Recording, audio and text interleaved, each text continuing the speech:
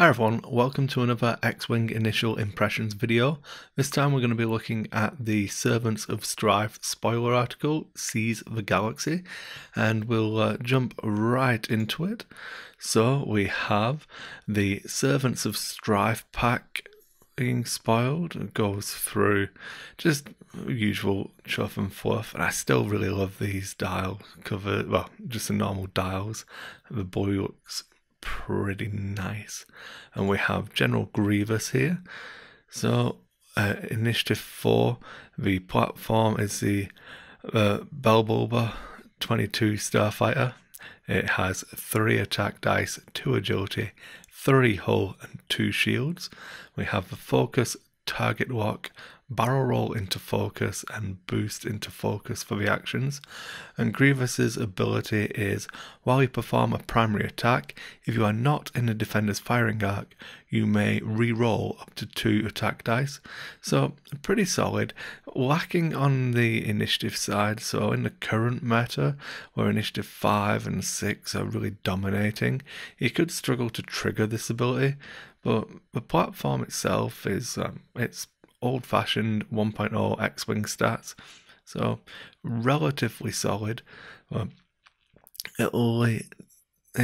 have to wait and see just how efficient he is at this initiative value, if he needs other help, but he looks to be the ace pilot out of the pack anyway. Then we have Wat Tambor at initiative 3. As a spoiler, there's quite a few Initiative 3 pilots that we're going to be covering. So it seems to be a sweet spot that the higher initiative levels sit at. While you perform a primary attack, you may reroll 1 attack die for each calculating friendly ship at range 1 of the defender. So if you're going to swarm somebody with your droids and have them all calculating, this guy can trigger his ability pretty reliably. I'd probably say this guy is going to be easier to trigger than Grievous, and also probably, well, it should come in cheaper, being it is a lower initiative value. This one looks to be the standard version, Initiative 1 with Calculate, so it is another droid pilot. This was a card that really interested me. I'm pretty happy that it is specific to this ship, just so that we don't see too many shenanigans. But when you think that 75% of the damage deck is ship cards, that's what 25 out of 33 for cards have a ship trait on them. You're gonna be like begging people to crit you. It takes you up to, well, it's like having 2 integrated astromechs from first edition X-Wing that you just throw the card away. It looks pretty good. It's going to be points dependent, but if this is around about hull upgrade costing, I can see it getting some good value, maybe a little bit. If it's cheaper than a hull upgrade, I think it's going to be really good, and it probably will be. At Initiative 2, we have Captain Captain Sear. This one is your Hell Runner Force multiplier. While a friendly ship at range 0 to 3 performs a primary attack, if the defender is in its bullseye arc, before a neutralize result step, the friendly ship may spend 1 calculate token to cancel 1 evade result. This gets really interesting. So it gives them a built-in crack shot for the spending of calculate token.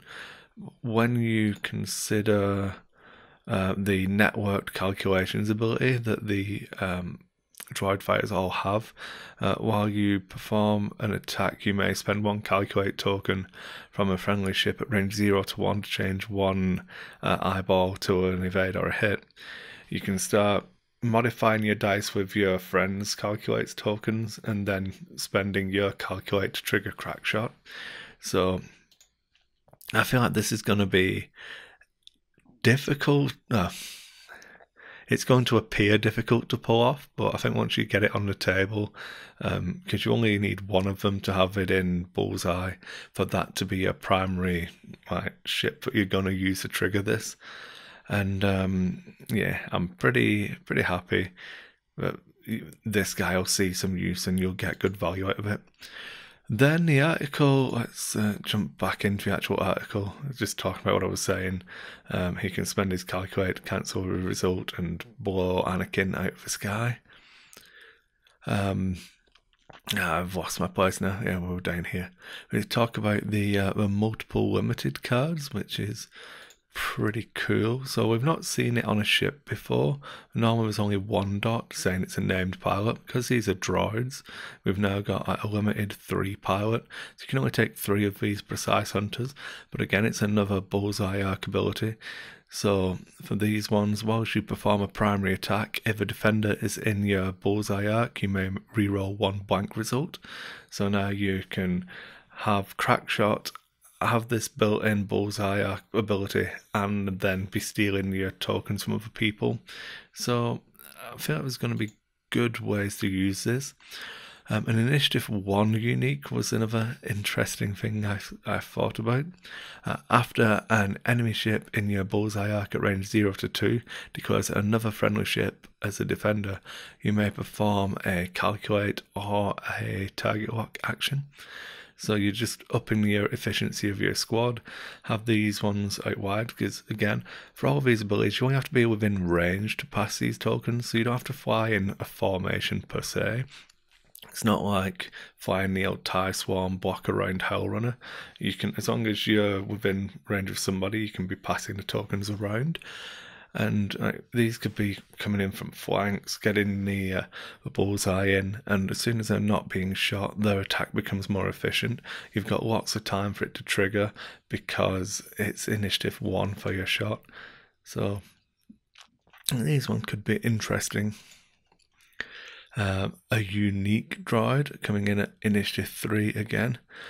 While a friendly ship at range 0 to 1 is defending, it may spend 1 calculate token to change all critical results to hit results. So it should preserve their 3 hull a little bit longer. Not taking the crits, especially when it's only behind a 2 agility. So this could be interesting. I don't know that I'd be overly worried about trying to keep them alive, but as soon as you do like 1, I don't know, it depends on his points, to be honest, or its points, to be honest. But I don't know that this is where I'd be going. I'd be looking to keep stuff cheap so I have points for these cards. So it does go into how the actual grappling struts work on both sides. It looks like when you fly over the obstacles, you can trigger the struts to then latch on, and you can have up to 2 ships. If there are 1 or fewer other friendly ships, so you can have 2 droids per rock or debris cloud. So it looks pretty interesting as just a way to like clog up the table, block stuff up, and just come at it from different angles. So I'm really happy with the way this article's gone in general, that it appears that we're going to have like different ways of interacting with the rocks, different things to think about. It's not like just another TIE Swarm. It's going to fly differently with the way these token interactions work. So I'm pretty excited for this, to be honest. It looks pretty cool. At the moment, I'm leaning towards wanting to do either someone who's going to just be up close and personal with this, the impervium plating, or even just impervium plating on your captaincy here, and then him just buffing everything. He can hang out at range, give everyone else the abilities, and fly it like a pretty decent swarm and see what you can do with it. Not even to mention the stuff that was spoiled in the previous articles with the charge missile thingies that they have. I can't remember what they're called now. I'm going to have to see if I can find it. Advanced targeting, no, not that one. No, I've lost it. Oh, enter the call. That was the one. This is the one where he showed us. What am I thinking of? Energy shell charges. Yeah. So when you consider that all of these could work as well, that you can use your energy shell charges as 3 dice attacks that don't give range bonuses and still be, so you want to be shooting your enemy at range 3, and then you can be of range 3 of Captain Server, and there's some funky interactions here, I think.